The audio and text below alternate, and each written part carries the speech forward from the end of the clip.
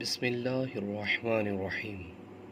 رمضان کے بعد افضل روزہ محرم کا۔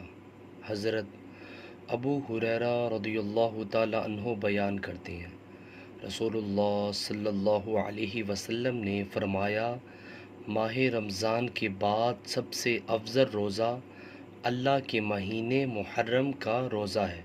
نیچے والا موجود ہے۔ ویورز، اس حدیث میں رسول اللہ صلی اللہ علیہ وسلم نے فرمایا، ماہ رمضان کے بعد سب سے افضل روزہ اللہ کے مہینے محرم کا روزہ ہے۔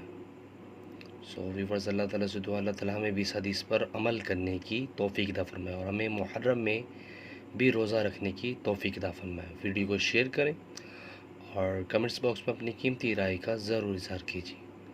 جزاک اللہ۔ السلام علیکم ورحمۃ اللہ وبرکاتہ۔